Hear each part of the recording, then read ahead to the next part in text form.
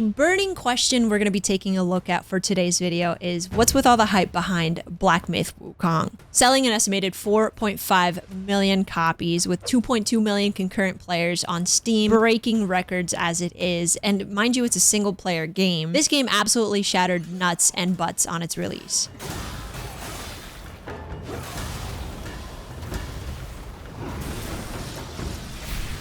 Let's do some quick maths here, and I know that you can get different copies of the game, which will cost different values, but just to keep it simple, average the price at $60 US per copy of the game. They made $270 million within the first day of its release, and that's on the low end. Just to put it into perspective, that actually places this comfortably in the top 10 fastest selling games list of all time. It nudged its way right in between Black Ops 3 and Diablo 3 releases. Number one on that list is GTA 5, in case you were curious. My heart is happy, but my brain is smooth. I just can't seem to comprehend how a game like this, a brand new IP, is doing as well as it's doing. All of the success for a development company that technically hasn't even released a game before. How is that possible? To keep it brief, there was a game called Asura. It was an online MMO developed by and then later canceled by Tencent. The game was based on Journey to the West, just like Black Myth Wukong was, and when it was canceled, the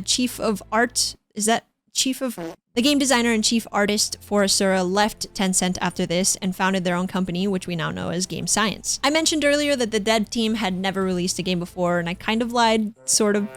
Game Science has actually developed a game before called Ashes of War Riptides, but it never fully released since it's still classified as early access on Steam. This game, however, resembles Wukong that much. It is a top-down free-to-play RTS title available on PC and mobile. The game made some money off of the free-to-play model, selling whatever it is they sold, and with that money, they were able to start the project Black Myth Wukong. Think of it as its funding father. Black Myth Wukong, the project, was started in 2017-2018, where they took a small team of like 30 people and created a couple of demos and game trailers for them, kind of like teasers. Well, one of the teasers took off and actually amounted over 50 million views in China. With this big surge in popularity, they were actually able to attract a lot of people to come work for them for the game, and thus the project took off. In 2021, their old boss, Tencent, actually picked up the scent of money bags and decided they wanted to fund this game. With the new funding in hand, they were actually able to move the game into Unreal Engine 5, which pushed it to the graphical, juicy power we see today. Something cool to note is that the developers actually seem to have little to no pressure from the publishing company as far as rushing the game out before it was ready. At least it seemed like that from the outside in. It seemed like they really had all the shots to call with this passion project, which is really refreshing and nice to see, because we see a lot of games fall victim to the rush out and push out from having a lot of pressure from the publishing companies and even from their viewers and audience members and players, which often leads to development teams being rushed into releasing a game in an unfinished state, which sucks. I remember seeing a statement from the dev team before they even gave us a hint of when the game was going to be released. It was something along the lines of, "It'll release when it's ready," which is such a big dick energy move. I was trying to find the quote to show you guys, but it probably got deleted after the real release date came out, so you're just gonna have to take my word for it, I guess.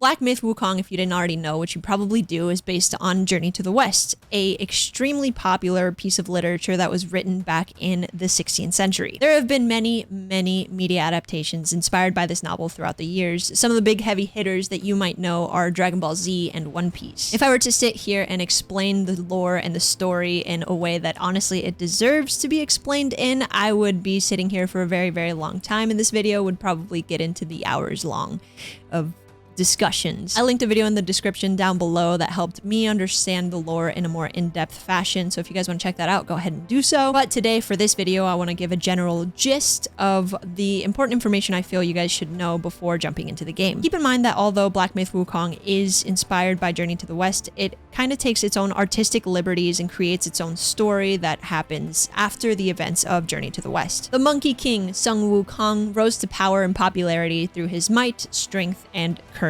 In his power-seeking journey, he came across many ways to make himself immortal, which, to be fair, I thought you only had to be immortal once, but this guy was like immortal times 7. And throughout his journey, he grew more arrogant and cocky, making a lot of enemies along the way. He was so powerful that the only one who could possibly stop him was Buddha himself, who decided to drop a mountain on his head for about 500 years so that the Monkey King would be humbled.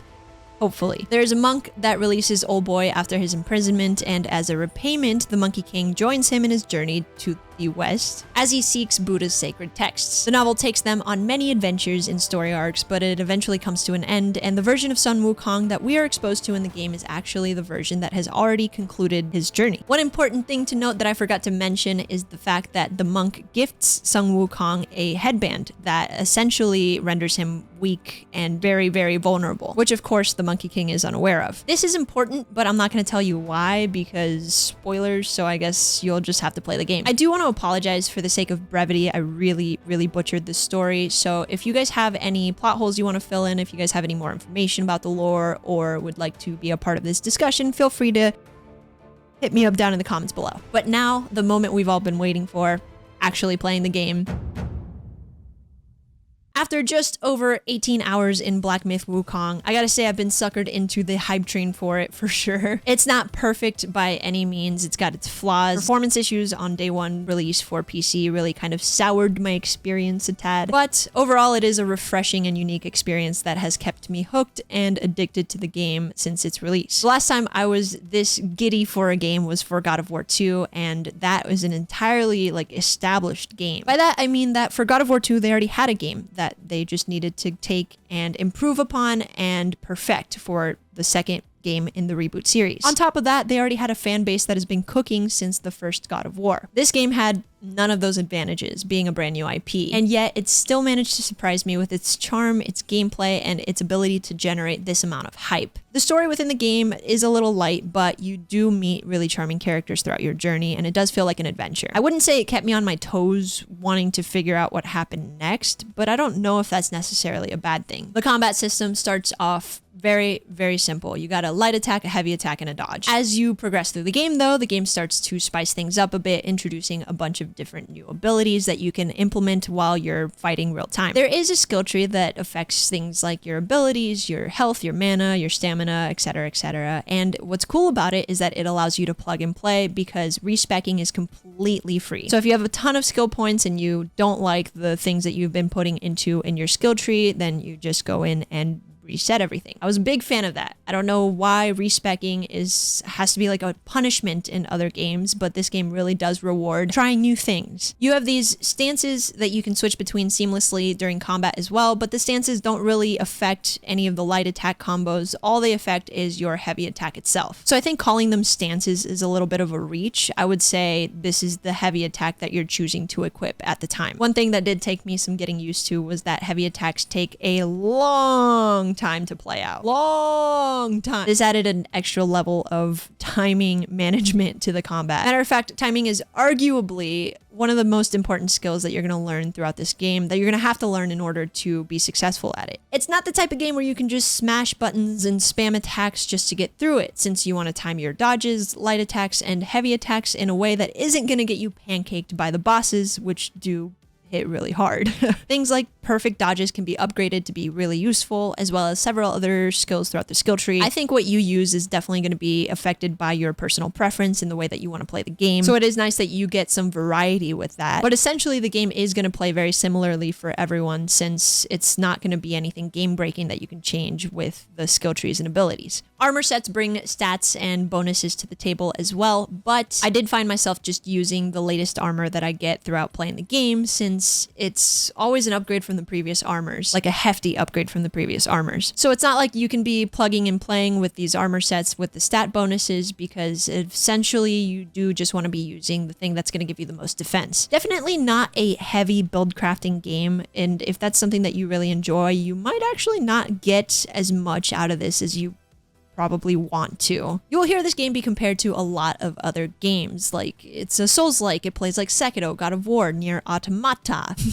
Tomato, the Arkham series games, Bayonetta even. What I think is very special about this game is that although I can see the similarities being true for all of those games to a certain extent, at the end of the day it still feels really unique, creating an experience that feels fun to pick up due to its familiarities, but also fun to master due to its refreshing new take on combat. Graphics, I mean, I don't really have much to say about this. You can see for yourself the beauty this game brings to the table. But as far as settings go, I would say it's It's a hefty linear experience. That's a good way to put it, yeah. I was watching a review and I saw that it mentioned it was mission-based, which I couldn't disagree with more. When I think of missions, I think of really small maps, really short missions, and at the end of the mission, you get your score and then you move on to the next mission, leaving the past missions in the dust. This game is based off of chapters. You progress through the chapter, you beat the main big boss, and then you move on to the next chapter. Each chapter brings a new setting, or map, I should say, to the table. The difference between mission-based and this chapter setting that they did is that you can actually travel between any of the checkpoints within the maps at any point that you choose to do so, kind of like Sekiro. So even if you've already beaten an area or you've beaten the chapter, you can go back and do things that you missed, maybe find some hidden bosses, maybe go collect items, whatever you want to do. The maps can get pretty large with a lot of side paths to explore, get lost in, and shortcuts to unlock. My favorite part is that this game is absolutely riddled with bosses. Mini bosses, optional bosses, main bosses, hidden bosses. It's just boss galore. In the whole time that I was playing this game, I never found myself yearning for the next big cool scenery or boss fight. Some boss fights are more grand in aesthetics and cooler, of course, but some are simple. The boss designs and mechanics are honestly effective and challenging, and with the exception of a few that I've encountered, I think they all feel really fun and satisfying to play through. There's one that I won't mention because it's a spoiler, but it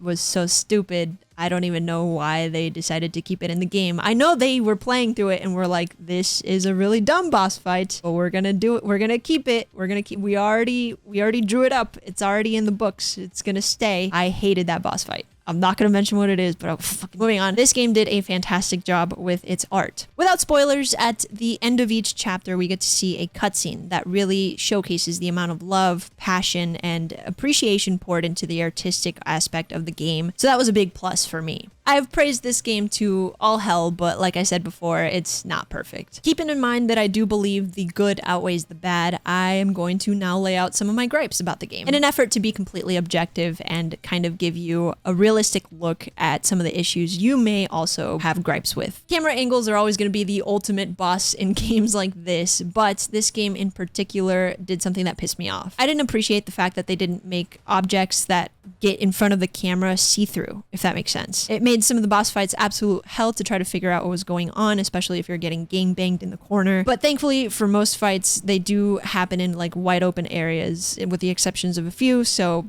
this wasn't like a major issue. I wish vaulting was a thing. A vault animation would have been super nice for certain traversal issues that I had. An animation like that would have come in handy instead of the character deciding to randomly fling himself over an object and way overshoot where I intended to go. This would have also alleviated a lot of issues I had with like terrain movement in general. Sometimes there was an area that I knew was accessible, but instead of being able to vault onto it, I had to run 10 feet to the left just to get on the path so that I can run 10 feet up to the right and be where I was intending to be in the first place. Or when there's a platform you have to jump onto to reach an enemy, good luck. A simple vault up and beat the enemy to a pulp would have been nice, but instead I was fighting the jumping animation trying to clip my monkey toes onto a small piece of land while getting pelted in the face by arrows, and this happened multiple times. A small gripe again, but it happened often enough to where it was noticeable and actually annoying. So parkour, 0 out of 10. The combat, although it does feel really good most of the time, did have its moments of unresponsiveness. The perfect dodge, for example, is so satisfying to pull off, but the timing on it against certain attacks and certain enemies didn't quite feel right. That also could have been a skill issue though, so I don't know. If you guys have been playing this game, do you agree with the hype or do you believe it's been a little bit overrated? Let me know down in the comments below. I love a good video game discussion. Hope you guys enjoyed. Sub for more like this. And of course, if you guys could leave a like for the algorithm gods to take pity on my soul, I would really appreciate it. I'll see you guys in the next one. Bye.